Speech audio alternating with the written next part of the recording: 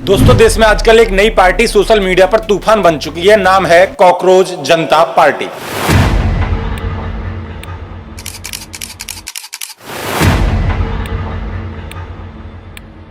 पहली बार ये आपको मजाक लगेगा, मीम लगेगा, हंसी मजाक वाला इंटरनेट ट्रेंड लगेगा, लेकिन जरा गहराई से देखिए, ये सिर्फ कॉमेडी नहीं लगती। ये देश की संवैधानिक संस्थाओं के खिलाफ धीरे धीरे जहर घोलने वाला एक खतरनाक नैरेटिव दिखाई देता है। और इतिहास गवाह है, जब किसी देश को अंदर से कमजोर करना होता है तो सबसे पहले उसके युवाओं के दिमाग में सिस्टम के खिलाफ नफरत भरी जाती है। सवाल यह है, आखिर कौन है अभिजीत दीप के?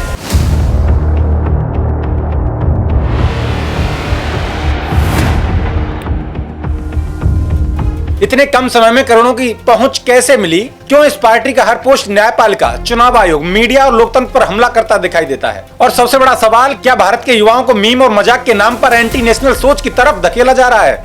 देखिए pattern. There are youngsters like cockroaches. There are youngsters like cockroaches. पहले एक विवादित बयान वायरल होता है, फिर युवाओं के अंदर गुस्सा पैदा किया जाता है और फिर उसी गुस्से को कॉकरोच जनता पार्टी जैसा नाम देकर संगठित भीड़ में बदला जाता है। उसके बाद देश की हर संस्था को कटघरे में खड़ा करो, सीजीआई पर हमला करो, चुनाव आयोग पर हमला करो, मीडिया पर हमला करो, पूरे लोकतंत्र पर अविश्वास फैलाओ, यानी जनता को महसूस करवाओ कि देश में कुछ ठीक नहीं है। और यही किसी भी साइकोलॉजिकल ऑपरेशन का पहला चरण होता है। सबसे खतरनाक बात क्या है जानते हैं?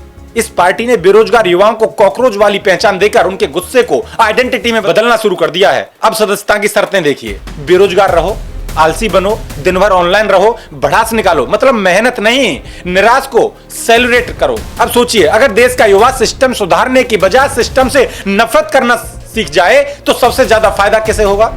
भारत को, या भारत को कमजोर देखना चाहने वाली ताकतों को? दोस्तों, आज की लड़ाई बंदूक से नहीं लड़ी जाती, आज देशों को सोशल मीडिया से तोड़ा जाता है। Fact narrative, meme war, digital propaganda ये नया हथियार है और इसीलिए सवाल उठना लाजमी है, आखिर इतनी तेजी से करोड़ों व्यूज कहां से आए? कौन चला रहा है ये डिजिटल कैंपेन? क्या इसके पीछे कोई बड़ा फंडिंग नेटवर्क है?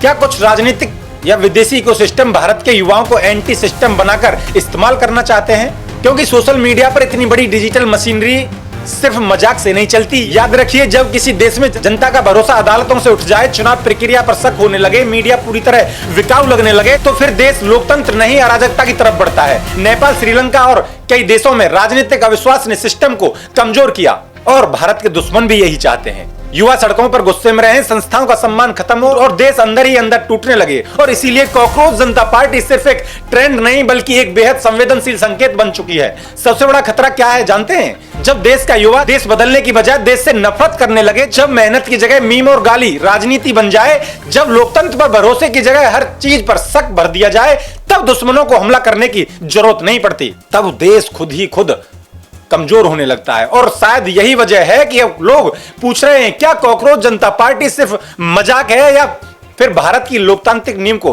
कमजोर करने वाला एक नया डिजिटल प्रयोग? देश को सबसे ज्यादा खतरा सीमा पर खड़े दुश्मनों से नहीं बल्कि उस सोच से होता है जो युवाओं को राष्ट्र निर्माण से हटाकर राष्ट्र विरोधी निराशा में धकेल दे। अब फैसला आपको करना है, क्या यह सिर्फ व्यंग है या आने वाले समय का खतरनाक संकेत? क्योंकि कमेंट करके जरूर बताइए। और अगर आपको लगता है कि देश को डिजिटल प्रोपेगेंडा से बचाना जरूरी है तो इस वीडियो को ज्यादा से ज्यादा शेयर कीजिए, क्योंकि लड़ाई अब सिर्फ जमीन पर नहीं, दिमागों के अंदर लड़ी जा रही है।